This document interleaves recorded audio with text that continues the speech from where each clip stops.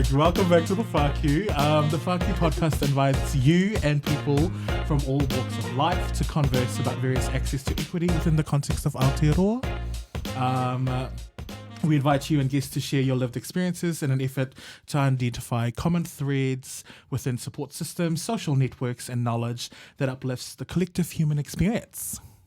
In the first season, we have an overarching question that we're trying to explore with a variation of guests, and that is, what does equity and support look like for various communities coexisting within one society? And today we have...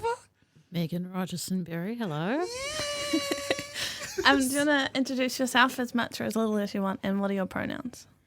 Okay. My name is Megan Rogerson-Berry. Like I said, I'm a female 30-year-old academic in Hamilton, and my pronouns she, her.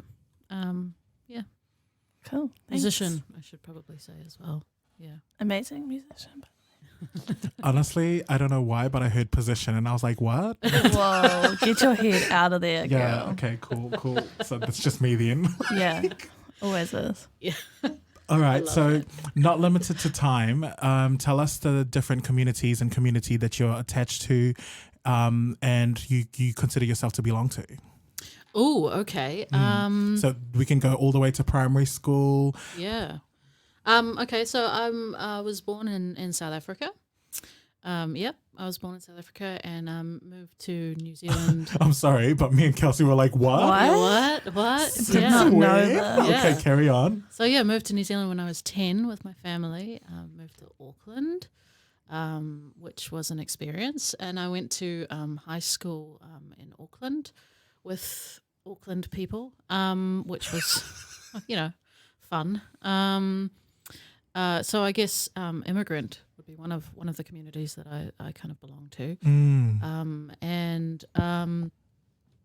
And then obviously musician would be another one.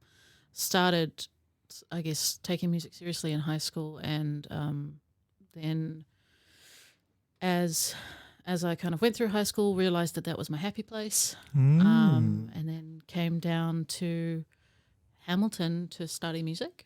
So lovely music community in Hamilton. And then when I was studying, I came out as gay. So that's the other community that I guess I belong to as well. Yeah.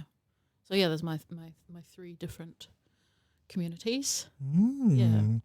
Beautiful. And how do you reckon, did you feel supported within those three communities, and did they support you, or did you have to go and seek support from them? Oh, I think, starting as an immigrant, I think, it's a very, very difficult transition. I think when even at 10 years old, like when we moved to New Zealand, we thought, because, they speak the same language, things will be easier. But the culture shock is just intense. And, fortunately, like we lived in Auckland where there were a lot of South African immigrants. So there was, I guess, more for my parents than for me. There was like more of a support network in terms of like, okay, this is like silly stuff. Like people ask you to dinner and they're like, I'll bring a plate, and it's like, okay, why do you need a plate? Like, you literally don't have your own plates? Like, what's going on here? I was like, oh, bring food. Oh, okay, cool, got it. So, are you guys that primitive? You don't have plates? Yeah, like what is going on here? Things like, supper for us would be dinner, whereas, if people say come for supper in New Zealand, that doesn't mean the same thing, So like there's culture shocks from that perspective, and sort of having, I guess, people that know what the differences are is a big, help. I recently met a lady who's just recently immigrated from South Africa, and she was like, I don't even know how to book a service for my car. Like, what are all these different options? Like, isn't it just a service? Like, why are there so many options? And yeah, so, I mean, I guess there was support from that perspective, but going into school as an immigrant was really, really hard. I really struggled through school because the way of learning is really, really different, and your way of interacting with people is different as well. So, and there isn't in primary schools anyway. There isn't any kind of, or at that time anyway, there wasn't kind of any recognition that maybe there should be some support systems in place for that kind of thing. I don't know if it's changed today. But then, yeah, in the music community, like I said, I found my happy place at high school in the music department. But even that was kind of fraught a little bit with difficulty because, you know, I was a drummer. And there was a sort of a prejudice, I guess, against girls who were drummers, you know, even amongst the teachers who were like, well, because you're a girl, you're a useless drummer, and because you're a drummer, you're a useless musician, you know. Yeah. So like even like literally almost word for word, that was, yeah. Oh. So it's kind of like, you know, constantly fighting to prove yourself to be accepted in that kind of community. But that changed when I came down to Hamilton and I started studying music here at Wintec. And I sort of found my place. I found my people. And sort of grew a lot in the safety of this department, which is the music department at Wintec. And so yeah, and then obviously, and it's been a kind of a universal experience that I've seen for a lot of students in this department. Anyway, they come here and they're little lost souls, and they find their family, they find their safe place, and they find somewhere where they're accepted. And they have people that, you know, will take care of them, you know, not just academically, but like, you know, spiritually and, you know, emotionally, and just have a place that's safe. And because, you know, when you're studying, there's a lot of, I guess, things that can go wrong and can go bad. And at the same time, you're kind of, if you're in the typical age bracket of somebody who's studying sort of from 18 upwards, you're going through a lot of, like, I guess, growth and change, you know. And so there's problems, and I guess, you know, that sort of pop up. And to be, because it's quite a small department, really close-knit department, to sort of have a place. I've seen people like, you know, and I've done it myself, you know, you get kicked out of home and the first place you come is here, you know, like just because you can just hang out here and it's safe. So, I mean, I guess this department was probably my saving grace in a way, because it was the place where I could become myself, you know, and that's been really important. That's why I've never left, because it's just been like, you know, it's just my safe place. What's it like for you to be on the other side of that experience now and seeing other young people go through that? Yeah, I mean, that's the privilege of being on the other side, is being able to offer back, I guess. Wow. And sort of recognizing that that's happening, and seeing, I guess, what can be done for people that are going through that, students that are going through that, and sort of knowing what support services are available, and what you can offer, and yeah, just being supportive from that perspective. It's probably the most fulfilling part of my job. It's like one of the reasons why I like coming to work, you know, because it's kind of like you see growth in people over a 3-year period where they go through all of these hardships and they struggle so much, you know, and then they come out the other side and they're completely, I wouldn't say they're new people, but they're just more confident people, you know, that they're more secure in themselves, and they feel comfortable in their own skin, you know, and that's, I wouldn't put it down to like what we teach here at all or anything like that, but I would put it down to the culture that we've built here. Beautiful. Yeah. Love that. Yeah. And then so I heard you speaking about how school was kind of tough for you as a migrant. From my personal experience, I found myself connecting with other migrants more than the local students. Yeah. Can you speak on that, or what was your experience through that? Yeah, like I didn't have any Kiwi friends at school. Because it was in Auckland, we had a lot of, I guess, Asian immigrants. And like I said, South African ones, people from different backgrounds. And all of my friends at school were Chinese or Taiwanese or Korean or South African, and I think that's because there's a naivety around living in a country that's yours.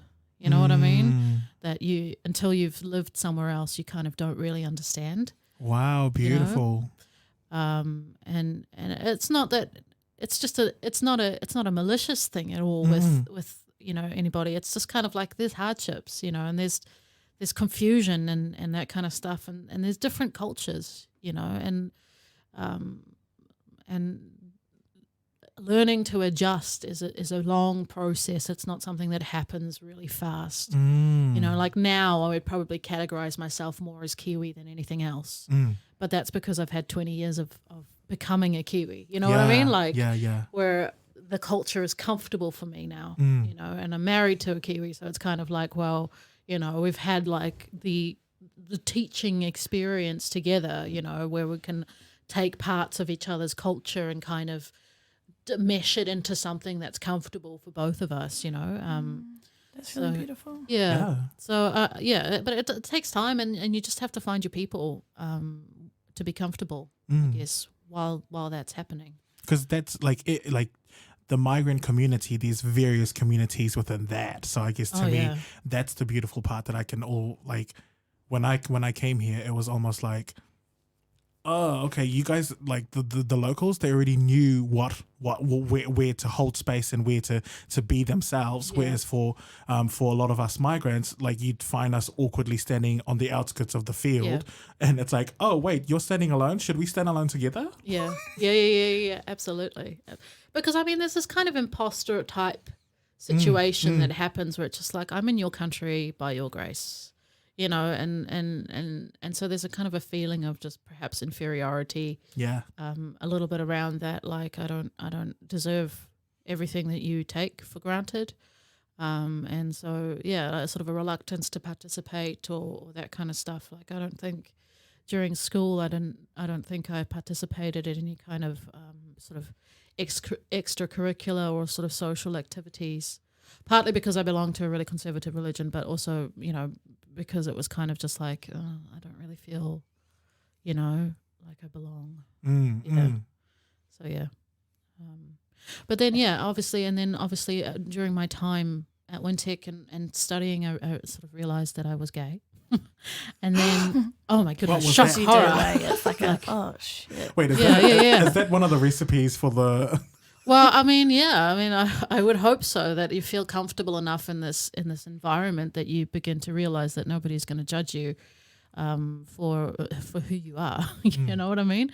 Which is kind of what I realized being here, and especially studying the topics that I was studying, about gender and media and that kind of stuff with Matthew Bannister, and sort of started to open my eyes and be like, oh, that thing that has been awkward for me my whole life is a thing, and there's nothing wrong with that thing, of course, like there was from a religious perspective, so I had sort of that to deal with, but how deep were you in that? Because we call it the book club. Oh. And we were like... Okay.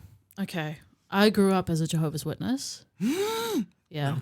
I don't know what that entails entirely, but okay, it's like deeply conservative, deeply conservative. So when I came out, I essentially got kicked out of home, and I lost all of my friends. And essentially, it's like an excommunication type thing. So because they like homosexuality is a sin, and you can't, you can't be gay. And once you're out, that's kind of it, right? Like no one's really allowed to talk to you. Yeah, no one's allowed to talk to you at all. Yeah. So, I mean, I was fortunate in that, like, eventually, like, my mum was, because my whole family, were Jehovah's Witnesses as well. And so my mum, eventually she was just like, well, what's more important to me,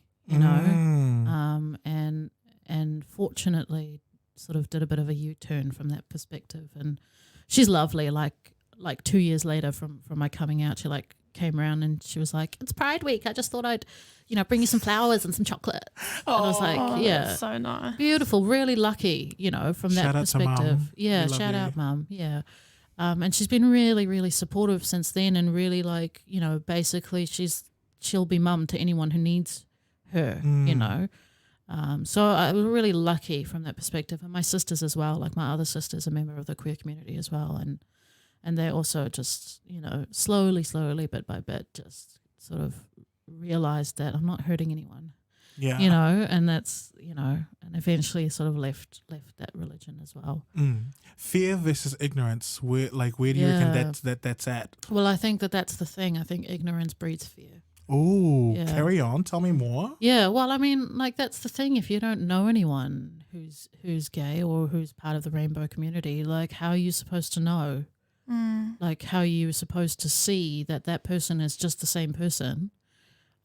It's just about who they choose to be in a relationship with, you know, like, and that, you know, I mean, we could argue about sort of homonormativity versus actual queerness. We could argue that, yeah, okay, maybe, you know, most people are more prepared to accept homonormativity, like queer relationships that look like straight relationships, but I just, you know, like most people are more likely to accept that than they are to sort of accept true queer is a bit of a judgment statement, but true queer relationships, you know what I mean? Like I think, you know, I had this discussion with my mum the other day about open relationships, and she was like, no.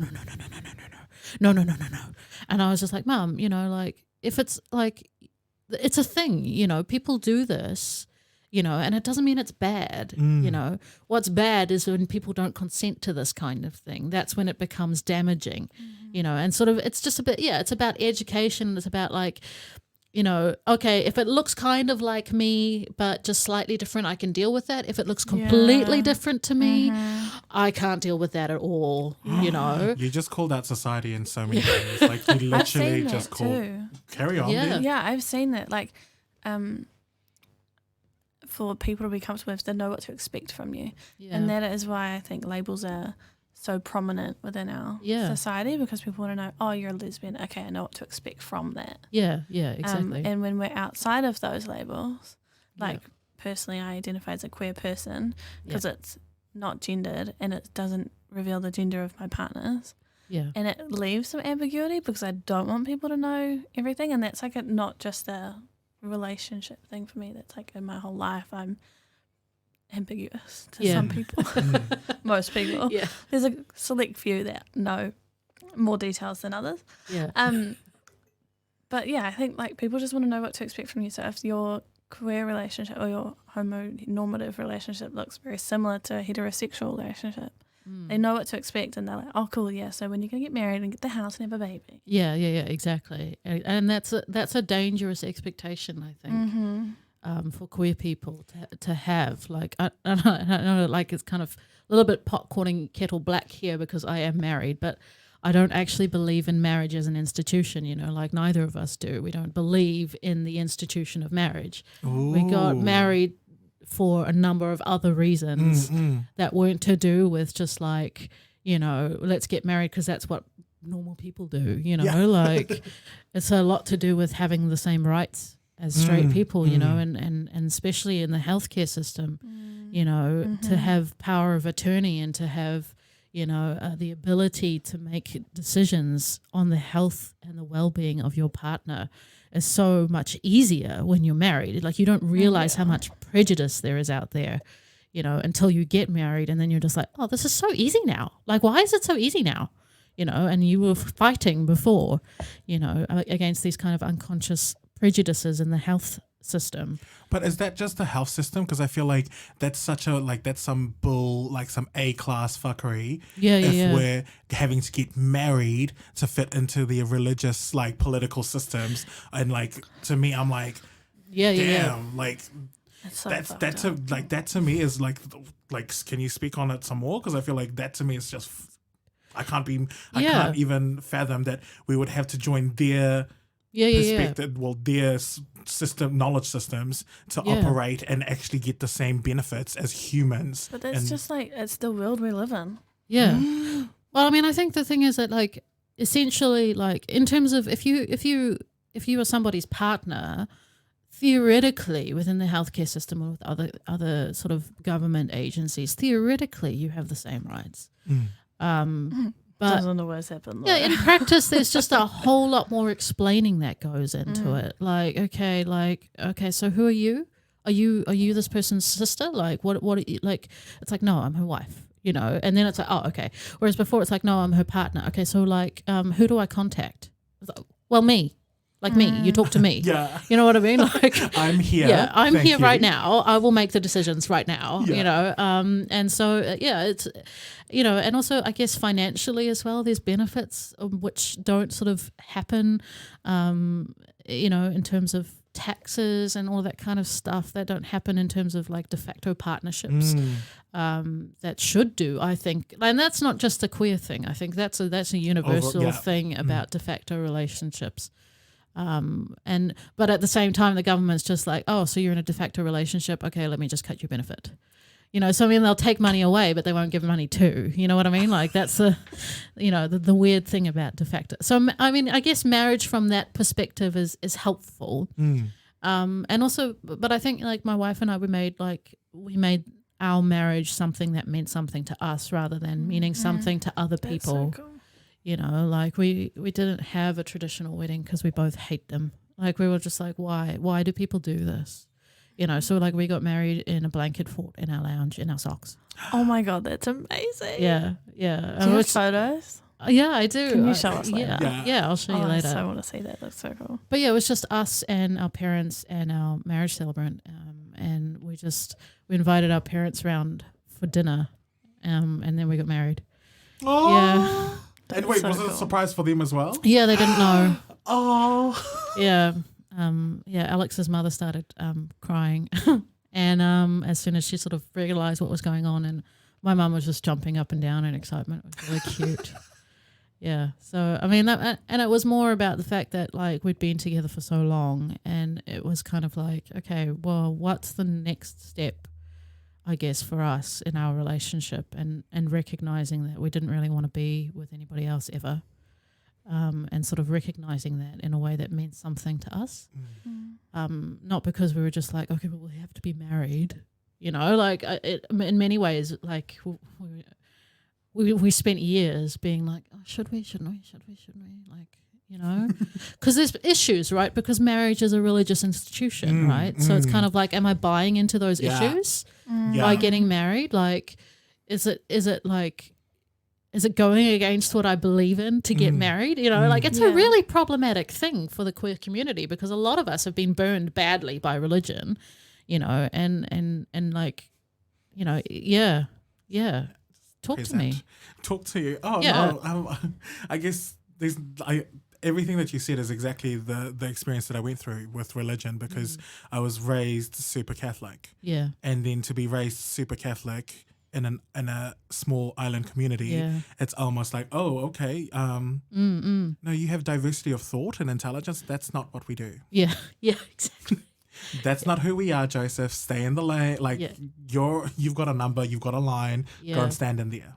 Yeah. And I guess to me, me and Kelsey have had many conversations about the book club and how the book club's exclusive and instead of inclusive of approach. Yeah. And I feel like in a way there's a superiority complex about us or nothing. Yeah.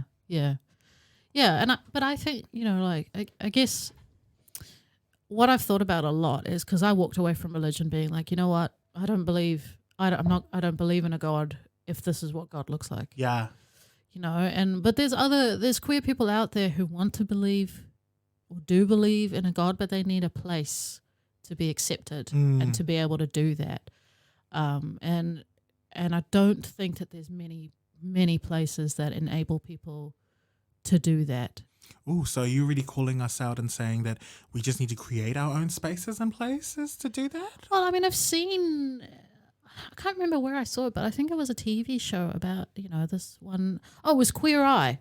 And one of the episodes was, have you seen that? Yeah, I've seen it. And they went and made over this church, essentially, that was for queer people to worship in a safe place, you know. And, I mean, that's only kind of Christianity. Like, I'm not really sure outside of Christianity what is being done or anything like that. I'm not 100% sure. But I think that queer people do need safe spaces to worship in if that's how they choose to live. Yeah. You know. I 100% back that. And it's hard, I guess, because, like, you know, I'm so cynical about it. I'm just like, really, why would you want to do that? You know what I mean? Like, I'm so cynical about it. But at the same time, you know, you have to accept that people, you know, just because we're a queer community doesn't mean we all think the same. Yeah. You know? Yeah. We all want to live the same, you know. There's difference in our community as well. So. That's beautiful. That's 'cause a I feel like- conversation we've had quite a bit, is Yeah. the difference between community and communities. Yeah. Is often the examples we use is like the queer community is by society just like, oh, that's just like one group of people. Yeah. But actually there's like thousands of different kinds of people within there. And then same with Pacifica communities, like the nuances between Samoan and Fijian culture is so different. Yeah. But in Aotearoa, it's often just like, oh, that's the Pacifica community. Yeah. Yeah. And no like recognition of those nuances. Yeah. And that's, again, like, that's ignorance, and that sort of breeds a bit of fear in very many ways. And, you know, particularly for Pacifica communities, for example, like I get scared, I guess, around how I would behave in a particular cultural context, because I don't have specific details But around that. at the same time, I think there's that reverse as well, where they don't provide specific specificities on like tikanga and approach. I think it's just almost like, okay, if you're in our space, you follow our tikanga, and it's like, okay, cool, but we kind of need like a bridge between your tikanga and like us, kind of thing. Like we're currently standing here like wanting to be respectful, but we don't know how. Yeah. And I was having an interesting conversation with my sister the other day, particularly around the Black Lives Matter movement. Ooh, jump in there. Oh, okay. I know, I don't think so, because what turned it out to be a conversation it ended up being a massive argument. But essentially I was kind of, you know, my philosophy around that is that I guess education around what, you know, people of colour need is probably the most important thing that needs to happen right now. And it's really difficult, I guess, when you're dealing with so much anger, justifiable anger, when you're dealing with so much anger, to educate simultaneously. Yeah. You know, and Beautiful point. yeah, and I think that's what white people need, is education. You know what I mean? Like, that's what they need the most, is education. You know, because I think we're so privileged in sort of not having to consider other people's perspectives. You know what I mean? And again, you know, it's that ignorance thing, because we don't consider other people's perspectives. We don't know about them. And then ignorance breeds fear and breeds prejudice. Yeah, the education, I think, is just probably, for me anyway, the most important aspect of making any kind of change. Whose responsibility do you think it is to provide the education? Well, I mean, I think that this is the problem, in that, you know, I think people of colour would know what they need, but they're angry, you know, and they're justifiably angry. And so is it their responsibility to educate white people in a kind, calm, caring way? You know what I mean? Like, probably not. Like, you know what I mean? Yeah. But at some point, you know, like, can white people educate each other on this kind of thing? Well, yeah, we can to a degree, but I don't think we're going to get the most effective education if we're educating each other. That's just our perspective rubbing off on each other. You know what I mean? Yeah. So I think, you know, it's a bit of a catch-22 situation from that perspective, because I think, you know, we're going to need at some point, you know, a really robust system of education that maybe won't come during the period of anger and revolt, which needs to happen as well. But yeah, I think, yeah, whose responsibility is it? Well, that's a difficult question. You know, I think it's white people's responsibility to seek out education. That's for definite what I can say. I think white people have to seek it out, and find whatever's available to them. And if they're not doing that, well, then it's kind of obvious that they don't care. Yeah. But whose responsibility is it to educate? Well, that's more difficult to say. Yeah. Yeah. And see, that's the part where it's like, where do you add value to Yeah. that? Because it's like, that's the part where I'm currently stuck at as well. Yeah. Only because it's like, there's only so many conversations I can have without actually realizing that those conversations are not turning into actions. Yeah. Yeah, but it could be the first step. Oh, but come on, we've been having conversations for so long. Yeah. You know what I mean? Like it's like in a point where I'm like, these are not new conversations. These are just different, like. Yeah. And I think that that's where the anger and the what's it called, rioting and the everything, I think that's where that plays a part, because I think it forces white people to sit for a long time in the uncomfortableness of their privilege. And I think if you sit for long enough in the uncomfortableness of your privilege, you might be more receptive to those conversations. So I think that that's where that has its place, absolutely. But then at the same time, I was kind of like, I guess in New Zealand anyway, one of the dangers, I guess, of transferring all of our energy into the American Black Lives Matter movement. Oh, love that. Go. Is that we ignore what's on our front doorstep. Thank you. And we ignore the racism and I guess the problems and the issues with our native, I guess, communities, and the fact that racism is institutional in New Zealand, it's in the treaty, like it's in there, and that's a problem that just we can't afford to ignore that. We have to address it. And I just, one of the things that I worry about is that particularly if all of our young people point their attention to America, they forget about New Zealand. And it's a very difficult balance because it's kind of like, well, these are both extremely important movements or conversations to be had, but like, I don't know, like for me personally, I'd rather try and fix what's on my front doorstep first. Yeah. And it's an excuse of sorts because it's like, it's so convenient that you would focus your energy in a performative manner towards America instead of our own, like, our own soils and our own front doors. Yeah, I worry about that. I do, because I think, it's good that young people are so on board with this movement. But it's like, we need your energy here, we need your anger here, we need you to affect change here, and part of that is actually just using your vote, like it's that easy. Like I can't deal with social media warriors, where I'm just like, okay, you can go and have your rant on social media, but like honestly, literally, unless you go and vote, your opinion is invalid, unless you do something.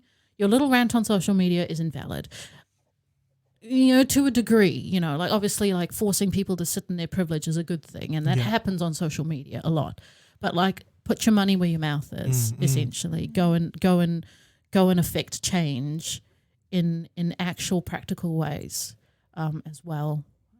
So yeah, we got a bit sidetracked here. But yeah, that's great. That's I like literally us. All right, so now we're gonna jump or plot twist into tell us about your current work that you're doing with your studies. Yeah. Okay. Cool. So I guess the transition, between studying here at Wintec and sort of coming out as gay was all related to academia and the study of gender in popular music.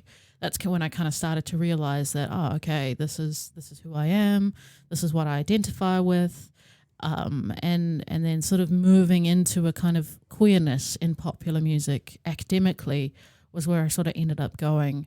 And so I'm doing my PhD through RMIT in Australia, it's in Melbourne. And the PhD is on queerness in popular music of the 21st century. What? Wait, say that again? Queerness in popular music of the 21st century. Wow. So that's like from like 2000 onwards, looking at queerness, because I think the thing is queer music as an umbrella term, I guess, for like lesbian, gay, bisexual, transgender and everything else has changed. I think. I think, back when we as a community or communities were more suppressed and more, I guess, targeted, or had specific codes and conventions in our music to help us identify each other. Mm. And now, because I guess we have, I don't want to call it equal rights, but equal rights. Yes. And we have more acceptance in mainstream. You know, we have more visibility in mainstream. We don't need that anymore. As communities, I don't think we need that anymore.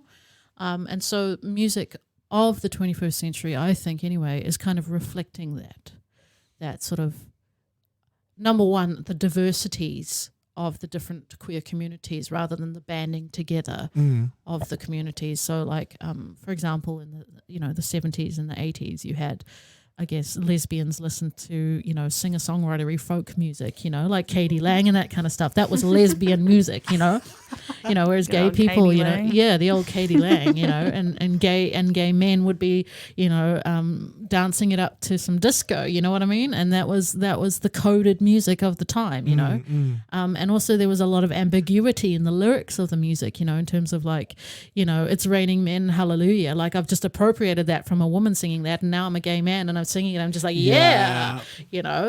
I feel like you just killed me. Like, Yeah. like, guilty. Yeah. And so like, but that ambiguity was a way of, I guess, identifying each other. Yeah. You know what I mean? Like to be like, I read between the lines and I know what you're talking about. You know what I mean? Like I know you're one of me, Wow. So would you just send like a song to somebody and the lyrics would be Yeah. like, Well, I mean, okay.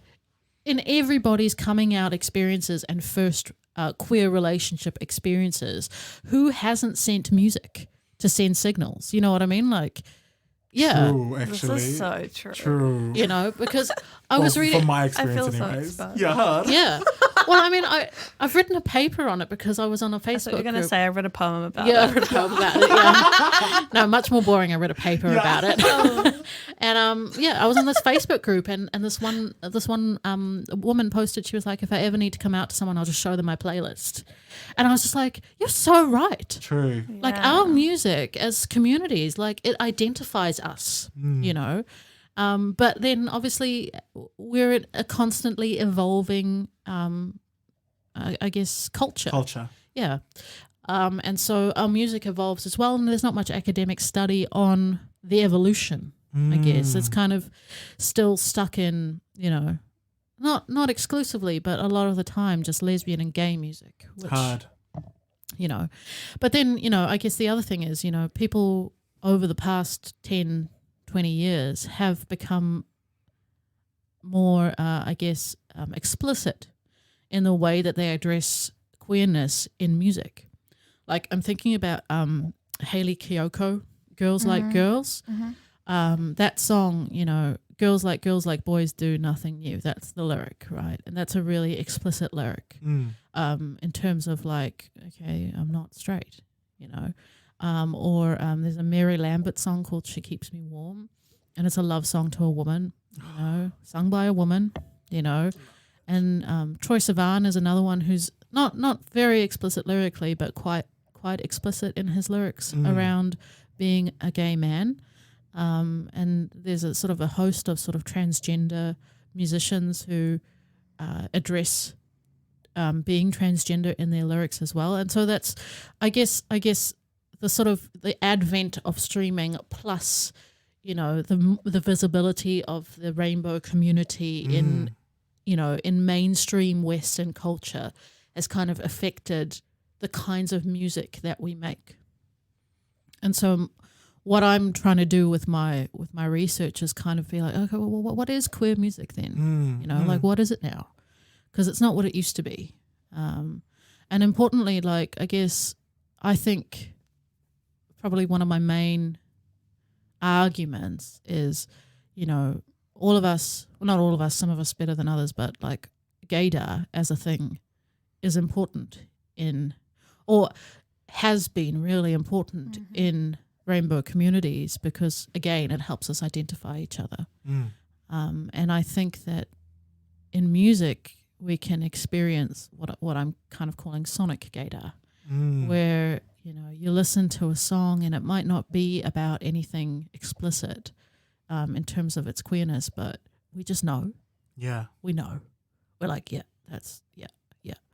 And it was kind of based on an experience that I had with a musician called St. Vincent. I don't know if you've heard of St. Vincent. You've got to look her up, man. She's just amazing. She's an amazing musician. And like I listened to her albums and stuff, and but I've never like. Usually, if I feel like somebody's queer or whatever, I'll just Google them. I'll be like, right, are they queer? Because I've got to know, right? But I never did that with her. I was just like, oh, okay, this is really cool music, and I listened to her first album, then I listened to like her third album, and I was just like, wow, this is queer. This is so queer. Like I just know. And I'd never sort of seen any videos or anything. And then I went to a concert of hers at Laneway, and like literally the front three rows were just like lesbians everywhere. I was just like, this is definitely queer, you know, like this music is definitely queer. And so like that started like a whole ton of research into her music, and me being like, what is it that made me think that in the first place? Like where is the sound that made me think that this music was queer? Like what is it that's going on that made me just know, you know? And like that's kind of where I'm at in my research. Like I might end up being like, well, there wasn't a specific sound, but maybe it's got to do with other things. Or generally just that, you know, queer people can identify themselves in music. So yeah, that's mainly what my research is about, like proving that Sonic Gaydar is a thing and having a look at the changes in queer music over the last 20 years, you know, and sort of issues associated with that, like the mainstreaming of LGBTQ culture, I guess, which is a problem, I think. You know, like I think we've been assimilated into mainstream media, you know, to the point where it's kind of like, oh, it's normal, you know. And while that's really important for visibility, I feel like it's destroyed parts of our culture that we'll never get back. I see that. Like I see. Yeah. Like what? Like I feel like, for example, gay clubs. Yeah. They're gone. Yeah. They're not coming back. No. Because we don't need them. They're just full of straight people. Yeah. I'm like, can you not? Like, Yeah, give can us you this just one space for ourselves. Exactly. Because it's just like, you don't need that exclusive, or theoretically don't need that exclusive space anymore. But kind of like, actually, it's really important. We really do, you know, and I've talked to people about this, like, because I thought, oh, maybe it's just Hamilton, like maybe because we just had one gay club and it's gone now, so you know, but no, it's universal. It's happening everywhere. Gay clubs are just shutting down. You know, they're just closing their doors because we have access, I guess, to queer culture through mainstream media, so we don't need it anymore. But it's kind of like, actually, that's a really, really important cultural artifact that we need to keep in place. Yeah. For sure. And I think like the kanohi ki te kanohi, like the face-to-face is really important in any culture. Yeah. Because like imagine if we just like put all Pacifica culture like on TV, like, oh no, you don't need your whānau anymore. They're just like, you'll be fine. Yeah. Yeah, exactly. And I think that that's the point. Like we need a space where we can like, and maybe it's got to do with like, you know, the internet as well, and maybe people are like, yeah, I've got an online space, so I'm cool. But no, it's just we just need somewhere because you know queer people are creatives, you know, generally speaking, you know, we're culture creators, you know, because we're They be like biting our stuff all the time, and it's like I'm like looking at them, I'm like, you've been biting like our material for so long, our anecdotes, the way that we do our things and express ourselves. I'm like, I'm sorry, but my friends and family can do this better. Yeah. Like, and it's just because, you know, we're colourful. You know, as communities, we're colourful, and there's nowhere to grow that, I don't think, anymore. What about the ballroom scene, like or ballroom music? I don't know about this. Oh, tell me. Tell me about this. It's like whacking in Vogue, and like it's that whole like underground culture. So the ballroom scene is literally like, and I don't know if you've dived into their music, but we've got rappers who are genuinely like spitting out fire. And I'm like, in my head, I'm like, okay, your music's like the beats are still a bit like boom boom for me, but I'm like, okay, your rapping skills is actually pretty on form, and they're calling out society and just being their best selves, and it's like it's kind of refreshing, but at the same time, I'm like, because to me, I'm at a point where I always look at the culture iceberg, and I'm like, 10% of this is that, Yeah. and we see it. So it's what we see. The 10% is what we see, Yeah. and then the 90% is all our underlying philosophies, values, and core beliefs. Yeah. And I'm like, what is that? Yeah. That creates the 10%, because I feel Yeah. like there's a recipe, or there's ingredients that add value to that I don't think we talk enough about, and I think it might actually be mana enhancing if we dived into that space Yeah, and absolutely. understood that. But Yeah. have you found any of that, or does that have any relation to your studies or your PhD? Sorry. Yeah, I don't think I've. It's really, I haven't got there yet. I think what I am trying to do, which is proving quite difficult, is I'm trying to do a whole lot of interviews where I talk to people about their experiences around, I guess, music, and around what makes them, I guess, view certain musics in certain ways and that kind of stuff. And because I think you can't just analyze stuff on a surface level. You have to dig a little bit deeper. But yeah, that's proving a little bit difficult to get willing participants. So yeah. Yeah. Absolutely, I would love to. Yeah, because I think music for me anyway. It's like, and what's become apparent through this project is that music is an expression of what it means to be human, and everybody's human lived experience is different, but equally important. And I think unpacking for the queer community what queer music does for them is, I think it's an understudied topic.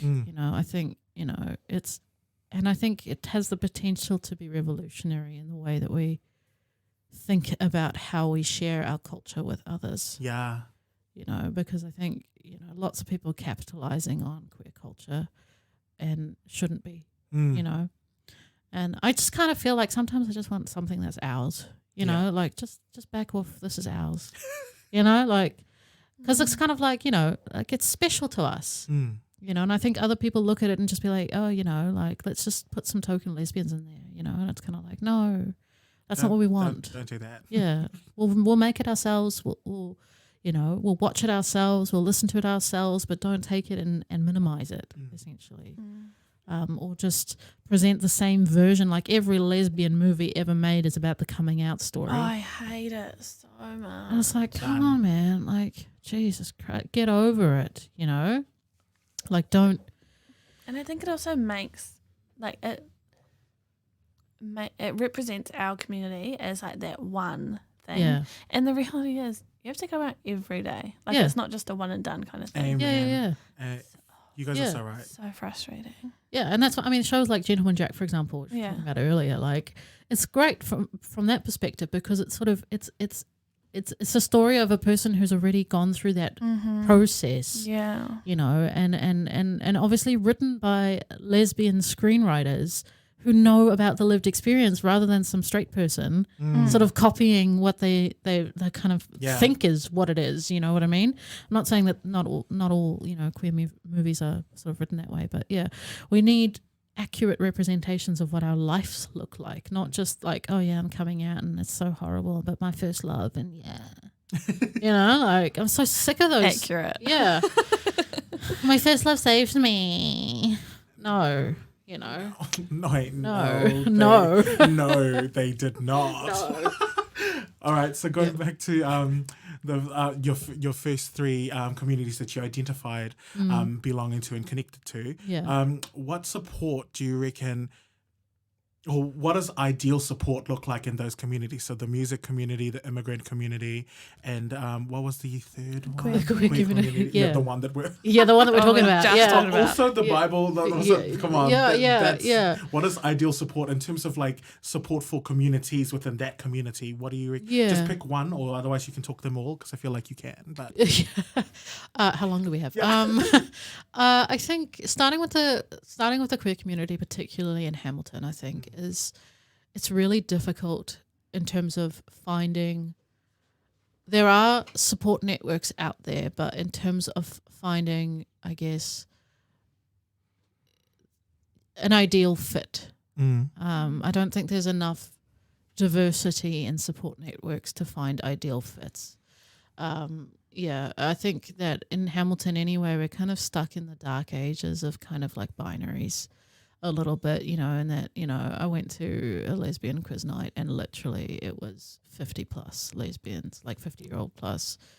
And, literally the quiz was like literally about like, I guess, aspects of lesbian history that I'm just like, then come on, man, like give us some RuPaul, like give us some, actual culture, not like we're obviously grateful in terms of the sort of the protests that happened at the time, but like find something that's interesting for a variety of different people. You know what I mean? Like we're not all butch lesbians here, some of us are a little bit different. Not to say there's anything wrong with butch lesbians, but I'm just saying in terms of diversity, recognizing that there is a lot of diversity within the queer community and trying to cater a little bit more towards that.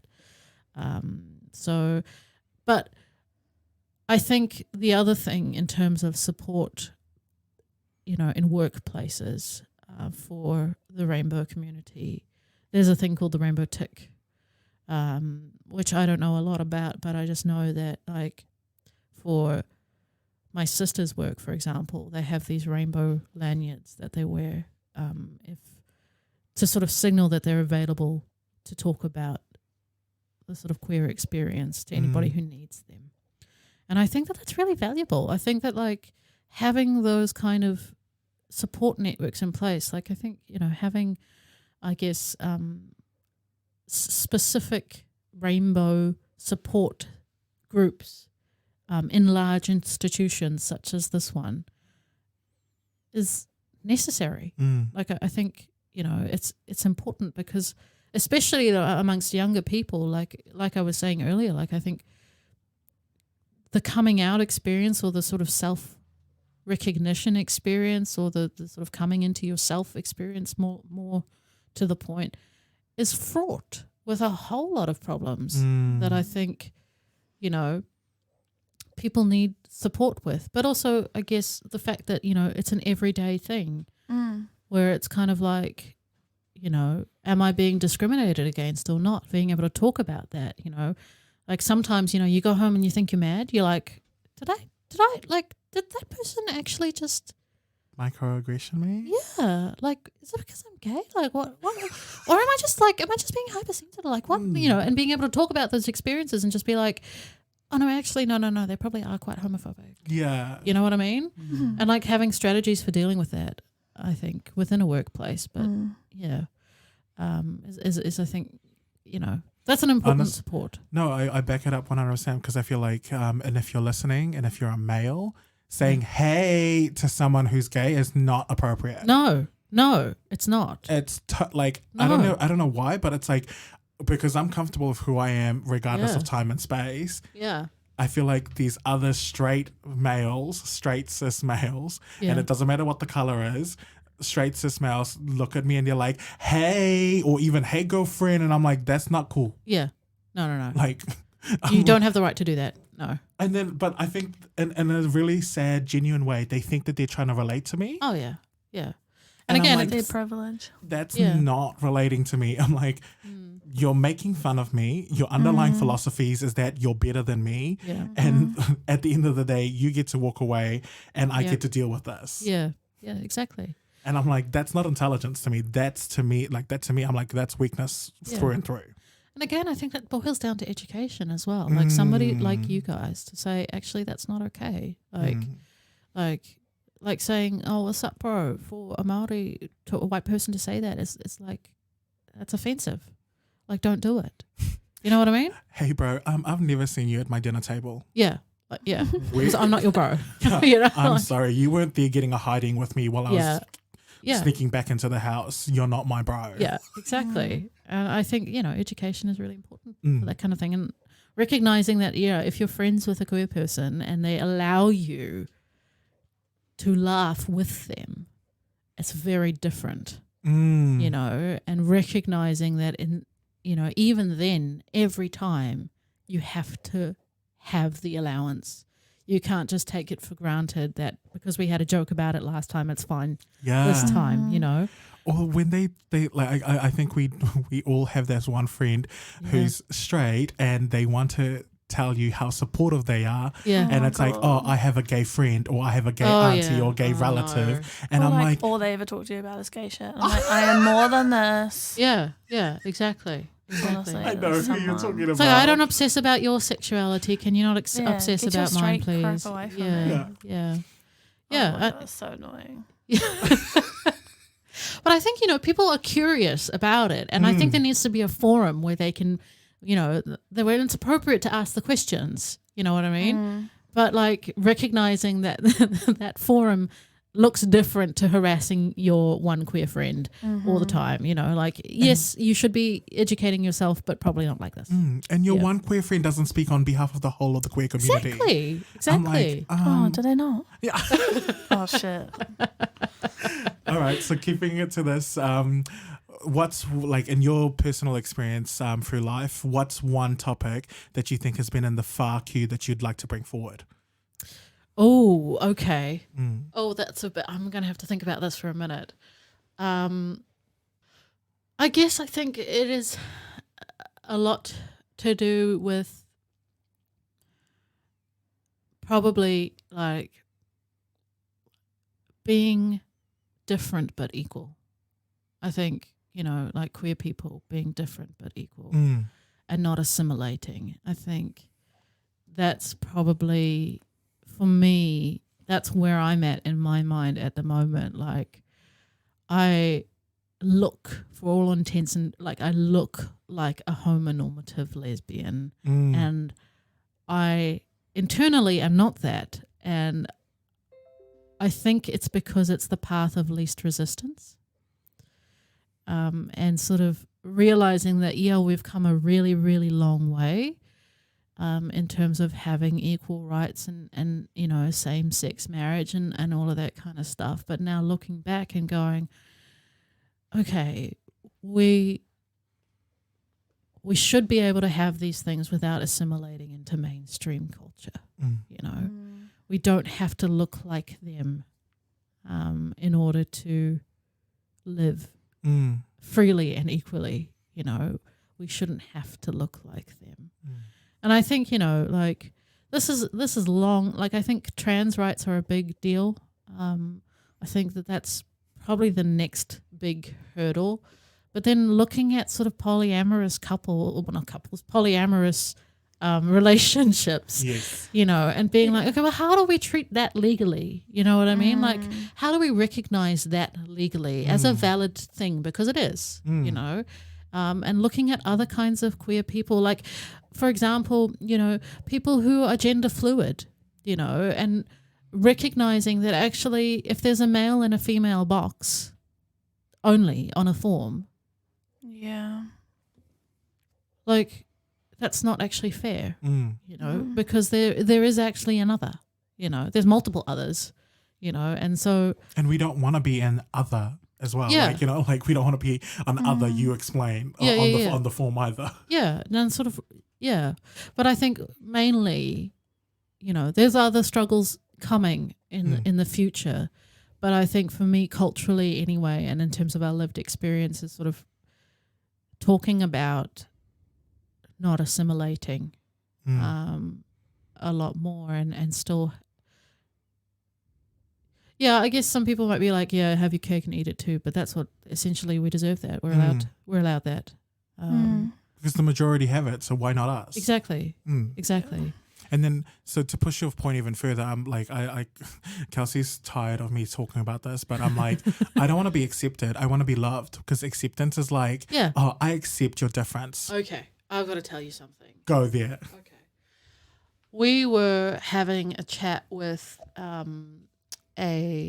are they called? Those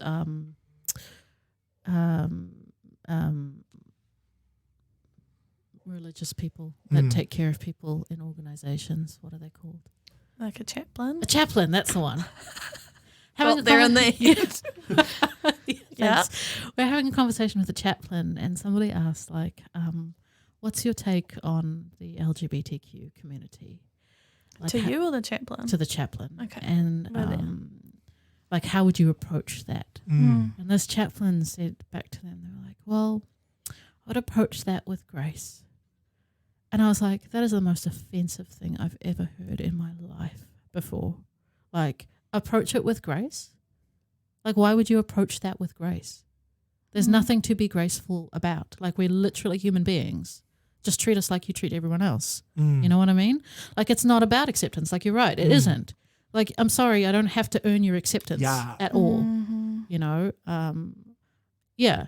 And the same as anybody else. It's kind of like, actually, if you like me, you like me. If you don't like me, you don't like me. And it should have nothing to do with my sexuality at all. And see, I Totally extend that agree. to the diversity tick as well, because it's like diversity is always like, oh yeah, we're diverse in approach and thinking, and I'm like, no, you're fucking not. Yeah. You're accepting me for my indifference when you're not valuing me for what I actually bring to the table. Yeah. So it's like, to me, I'm really like, the more that I have these conversations, is the more I'm connecting the fact that our struggle and the diversity struggle is literally the same. Yeah. It's the same. Like, I don't want to rock be your token lesbian. Yeah. Yeah, I don't want to be a token lesbian. Okay, we don't have anyone who's a lesbian. We need to get one. And it's Yeah, like, exactly. Oh, we'll have that one. Yeah. let's dial a lesbian. Yeah. Is that a thing? Dial a gay? Yeah.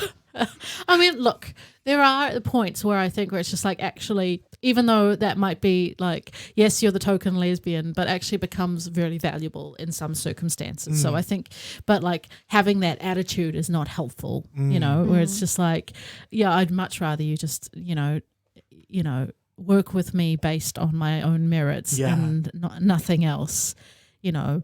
But then again, I think, you know, conversely, just arguing about it philosophically for a second, I think that, you know, it is a merit. You know, being queer is a merit. Yes.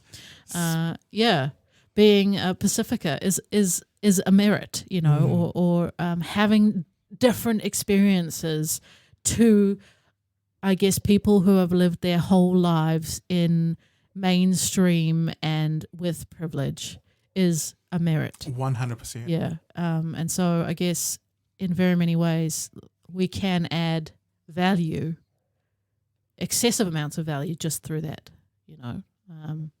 Gosh. I need some dirt. Yeah. Are you running? So which party are you running for? Because that's the one that I'm voting for. When's your TED Talk? Yeah, please. Yes, thank you for coming to my TED Talk. Okay. No, all right. Thank you so much for that's that. so good. Don't If people want to get like hold of you or like your research or like plug it in, where can we get in contact with you? My email is probably the best way to do it. And I can We can link it down below. Yeah, but it's Megan.Rogerson-Berry at wintec.ac.nz.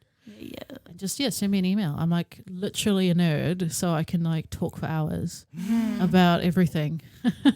So. You're the type of ear. So I call them like these shallow ears and surface and then like deep ears. And I'm like, I think you're a deep thinker and a deep ear. So I'm like, I definitely might be jumping into I love your having email. these conversations. I'm just like, this is good. This is important stuff that we're talking about, you know.